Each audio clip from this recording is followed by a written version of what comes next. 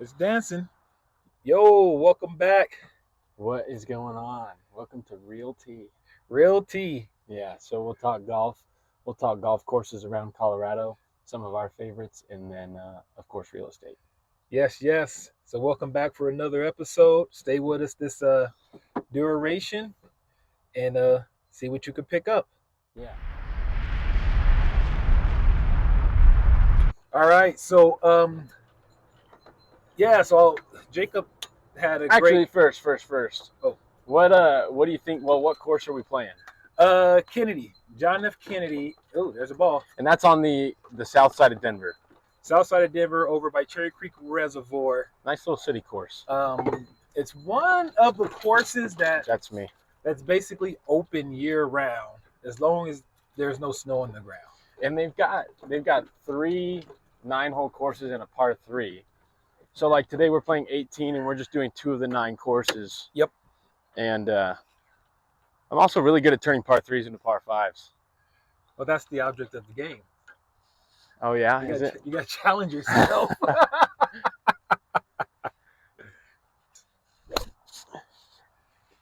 We got over the tree though. You see how it's falling right? There it goes. Yep. Sole objective was to get over the tree. So on another note as well, when you're out golfing, please put your food away. Because Jacob was squirrel jacked Plus this a morning. whole bag of sunflower seeds. Fresh bag. Picked it up on my way to the course. Crack it open. I put one handful in my mouth. We go to the tee box, and we just hear the seeds fall everywhere. And yeah, the squirrel jacked my seeds and took the whole bag up the tree. Squirrel jacking. So seal your seeds. I think today we're just going to talk about mainly what we've been seeing in the market lately, because it's definitely been picking up on both the sellers and buyer side, and how we can strategize moving forward as we approach spring season. And then John brought up a good idea of some seller tips as well if you're thinking about listing your home. When it comes to listing, just to give you guys some ideas, I was actually looking at my numbers for listings. Right now, I'm at 100% for listings that have sold over asking, and that goes back a couple years. So something's happening there. But with my clients, it's a lot about how we set the home up and things of that sort. So we'll definitely get into that. First thing I want to acknowledge, Jacob, let us know about your week. What happened this week? What's going on? So got a buyer under contract. Him and I have been working a lot over the past month and a half on finding him a home. He's a first-time home buyer, and he really wanted to find something in the Littleton area. And we've been looking. But the market's been hot, which means we've been losing. We put some offers in on several homes and lost multiple offers. But on Saturday, we checked out a home that hit the market Friday. Loved it. And then we put an offer in on Sunday night. And then today's Tuesday. So yesterday we got the acceptance. So we beat multiple offers. Now, something that I think is important to note is a big misconception is the highest price would typically win in a negotiation. But in this situation, it didn't. We were actually competing against multiple offers, and our asking price was the lowest. However, the listing agent and the seller really liked the clean contract that I compiled. And then they wanted to rent back, and that means that the seller, after the closing date, they live in that property for example, for this property, it's 30 days. Yep. So we did that at no cost, and then we just used some other negotiation strategies.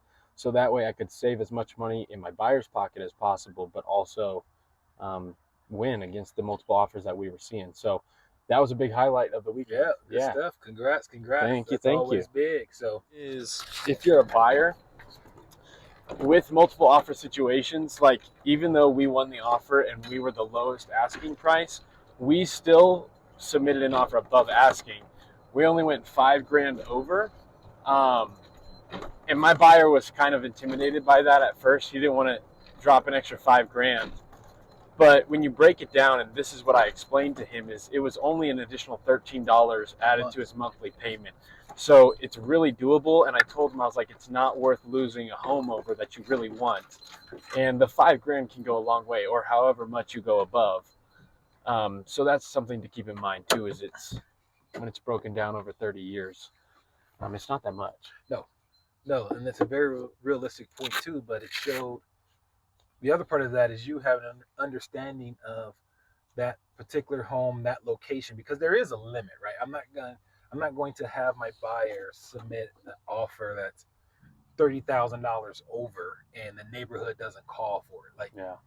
if you really, and now if the buyer says, I really, really want this home no matter what, that's one conversation. But Well, that's the thing too. I was looking at comps in the yep, area, comparable homes and recently sold and ones that are on the market or coming soon.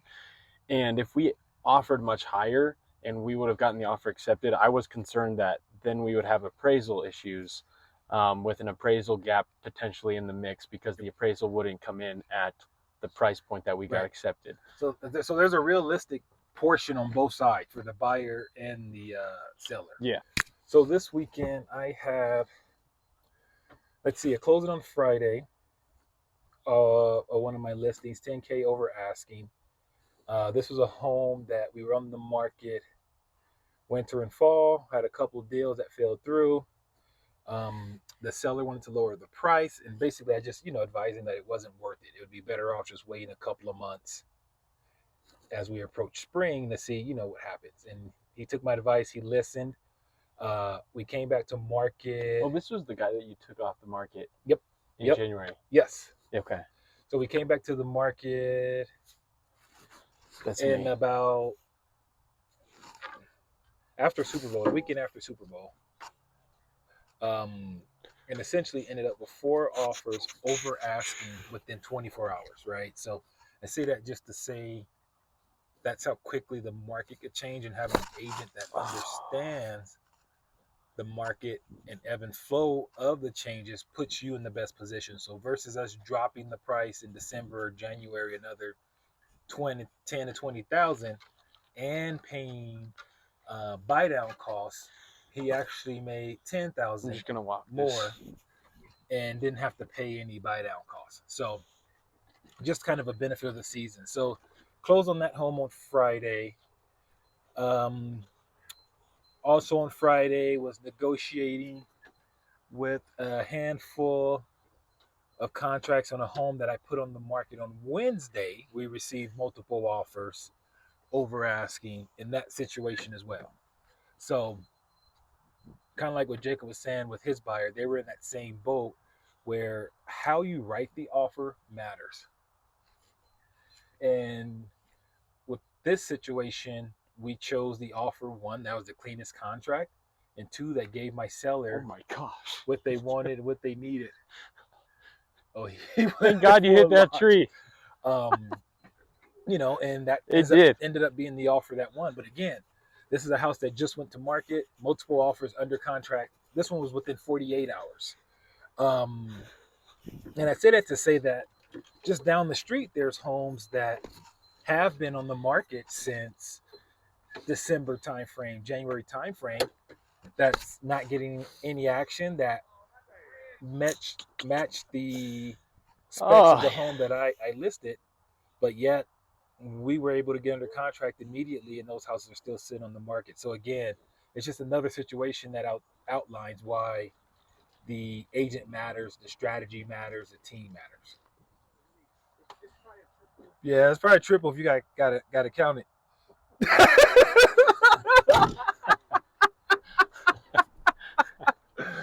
Whenever you say "let me think about it," yeah, it's at least a triple. It's at least a triple. That being courteous, dude. If it didn't hit that tree, it was going into their yards.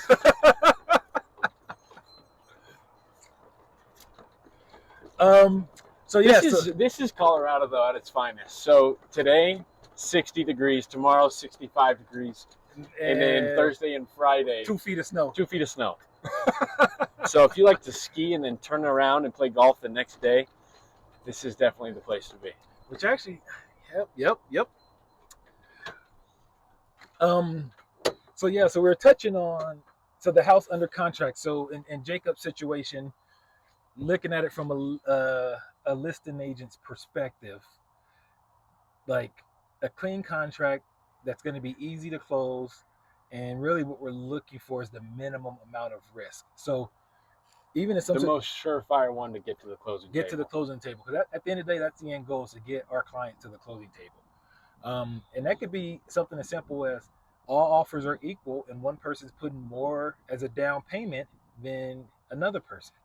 Um, in Jacob's situation, they were willing to give the seller a rent back, which is important in this market because now that seller has time to go find their home, or if it's a new build, wait for their home to close. So some things come in there that I don't think when some people write contracts that they don't think about holistically, um, and they don't win as many deals for their clients. So yeah, so I got one closing, one home under contract, and then on Saturday I got two buyers under contract, um, both with builders, and this is just something I've been harping on since November about Yeah. rates. Yeah. People, fussing about rates and high rate environment, and it's definitely that.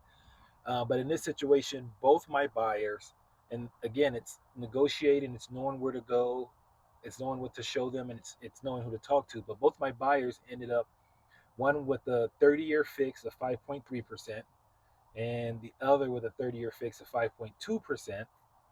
New construction homes with all appliances included. So refrigerator, washer, dryer, dishwasher, stovetop, cooktop, microwave, all included. So essentially, they're just moving in the home. And that rate buy down was something that the builder was offering, right? We got it from the builder. So one situation, it was $30,000 credit on top of a $20,000 credit on the house. So there's a $50,000 swing. The other scenario, I would imagine they didn't show me the cost of the buy down, but I would imagine it was 30,000 as well, somewhere in that ballpark, and then 11,000 discount on the house. So that was about a $40,000 swing for my client, and we're not even talking about the cost of appliances. Right. So that's really how it goes again with having the right team and what we're seeing in the market. So a resale house had multiple offers, and I was able to find a home for my buyer where there was no competition and get everything in their favor. Yeah. So you're on the fairway. Yep. You see it? It's right behind me. Oh yeah, you almost went through the fairway. Almost. You're past this big tree. Yeah, I think. this is at the top. I don't see a ball. Is that you way up there? By that little tree? Oh, yeah. God damn. I'll take that. Hopefully. Yeah, that is you. Nope. No. That's not a ball. Yeah, right there. Oh, there it It's is. the cart path. Sweet. Yes, sir. Over here.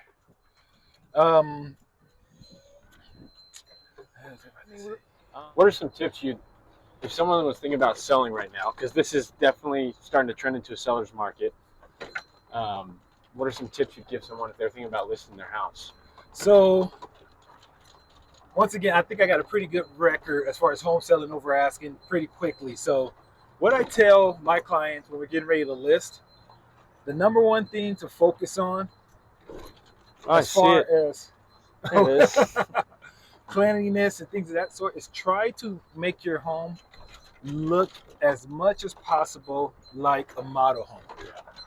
So if you're not sure what that looks like, go see a model home, take a look, Take away family photos, take those down off the wall. Yep. Because your whole goal is to make it a home that a prospective home buyer could see themselves in.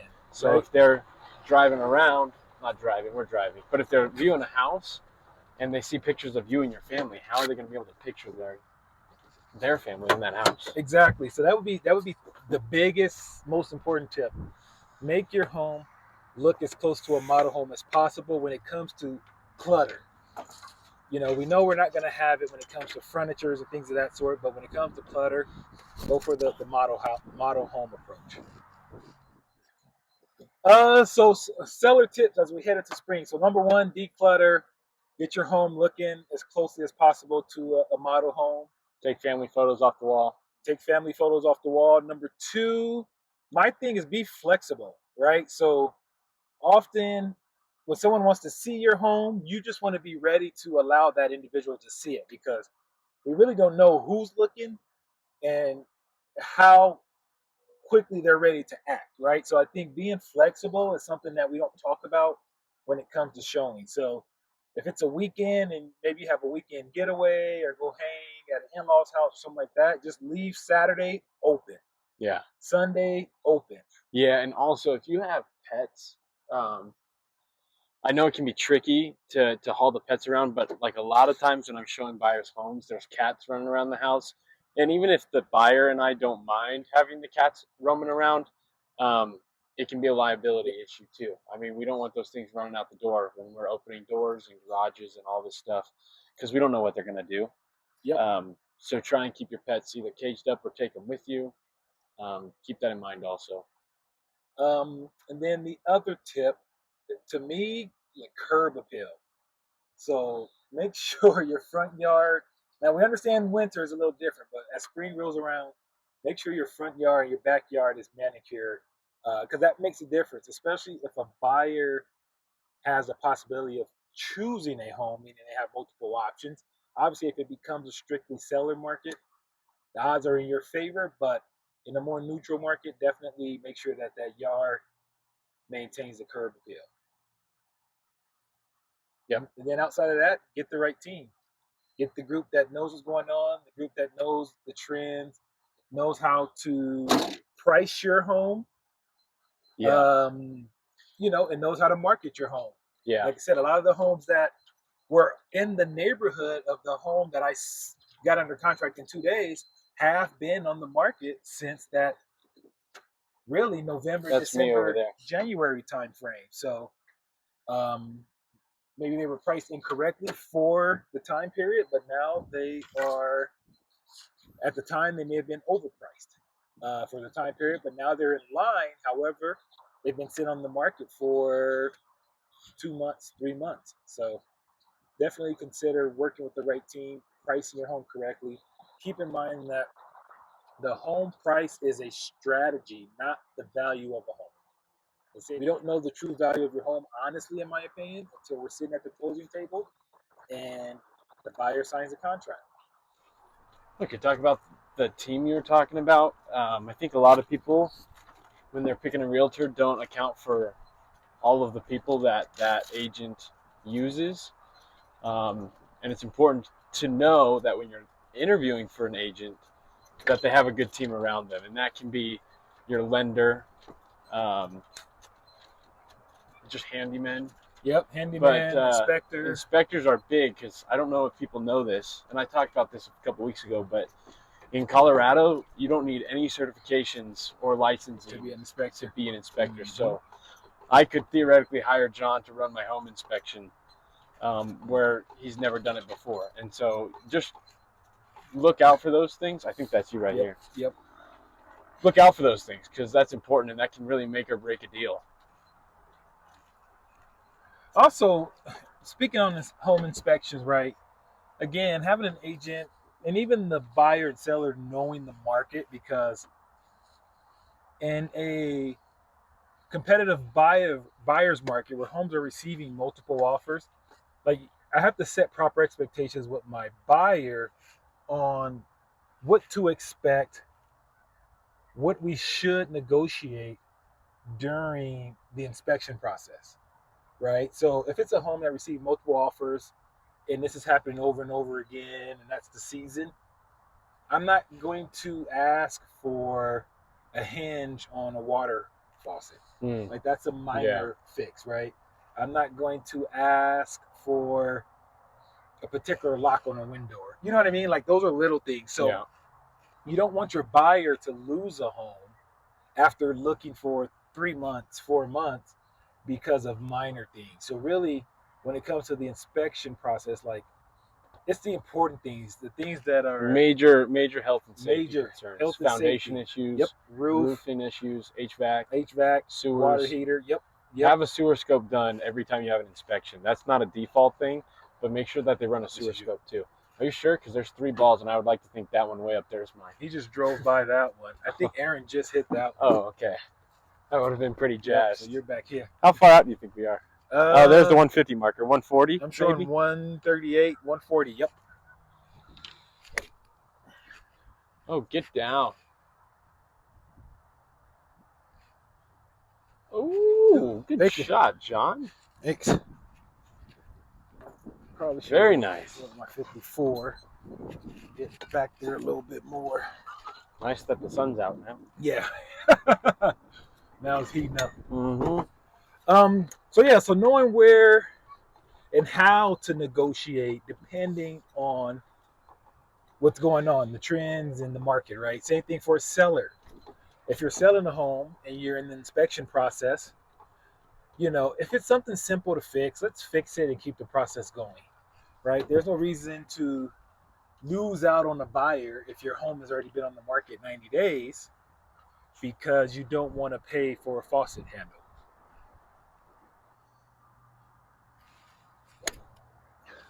Off the toe, but it's going. Get up there, baby. Get up there. Get up there. Yeah, but first we were talking about appraisals, right? An appraisal gap. Oh, the appraisal gap. Okay, so my buddies asked me what an appraisal gap was the other week. And I explained it to them, and then they're like, okay, explain that to me as if I was a first grader. Okay. So what did you say? This is how I explained it. I said, all right, imagine you're a kid and you go to the toy store. You spot out a toy house that you really want. And you're like, okay, it's $10. And your dad says, all right, I'll give you up to $10. But if you pay for more, and then the guy at the store says it's worth less, then you have to find the money to cover the rest that I'm not going to pay for. Oh, okay. So he goes to the toy store. He ends up buying the house for $10. But the guy comes back and he's like, hey, this toy house is only worth $8. Well, his dad only gave him $8 for that house. Yep. So he had to somehow come up with $2 extra to cover that gap. Yep. And then they understood it. I was like, wow, is that all it takes? Some crayons. You gotta treat them like they're kids, man. So I'm gonna start doing that. I'm gonna just start defining real estate terms for first graders. Write a book. I should probably do one of those good old hook shots here, huh? They say the tree is 90% air. Not in this situation. It's 100% wood. Should I go over the tree or should I go around? I would aim out that palm tree or that pine tree out on the right. Yeah. All right, put that camera on me. I'm going to teach these kids a thing or two about golf. How to do, what do we call this, a hook shot? A hook shot? Yeah, it's going to be a hook shot. So it's all in the club face, in which way it's pointing. So my good friend John Nichols taught me that if you want a hook shot, no matter what you do for golf, your swing needs to finish right if you're a right-handed golfer, right? Swing right, correct? Down and right. But you'll tilt your club face in left, and then watch what happens. This is the magic sauce.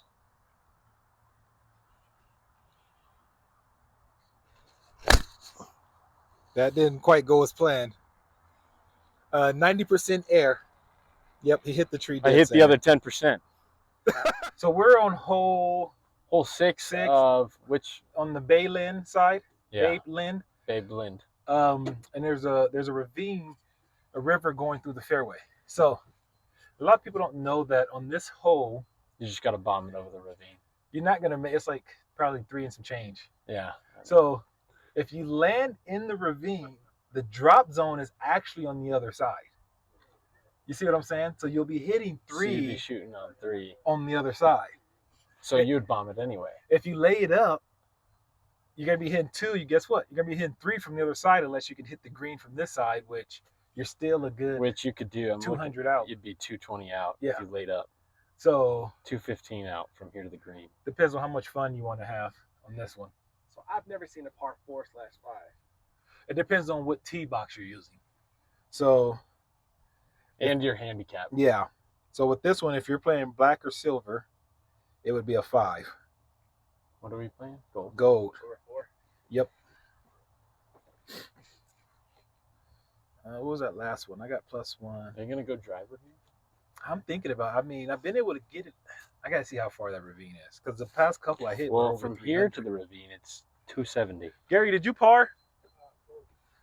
To the end of the fairway here is 240. So that's 240, and then you gotta lay up. It's- Up here. And The ravine is 270 out. Yeah, but to clear it. To clear it, 360. Yeah. Yeah. Bryson Shambo. Yeah, seriously. Hot damn. They got some money on the line. Well, it's her birthday, so Oh. she's feeling good. She probably threw it You up see there. that happy birthday on her windshield? Oh, that shit. We could throw it close. Did you decide what you're doing yet? Gary got his driver. I'm going driver. But no way my broken rattling driver's going to crank at 360. You got 2 phones? Yep. One for work, One for the club? one for the club. My guy. Yeah, I don't even know if I should go. I'm gonna go a 5-iron. I want to show you guys Kennedy Golf Do the Course. right thing here. So this is one of the 9 hole courses at Kennedy. Right there is Highway 225. So on the other side of that berm is Cherry Creek Reservoir course, and it's honestly in pretty good condition. Been waiting for that. And like John said, they Since try and when keep it time? open year round. We're on a par 3 now, and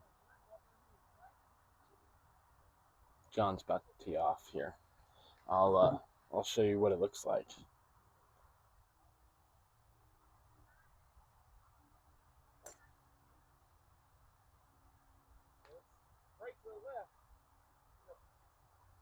Not a bad shot. He's pretty good at golf. If you want to know something he's better at, though, it's selling homes. So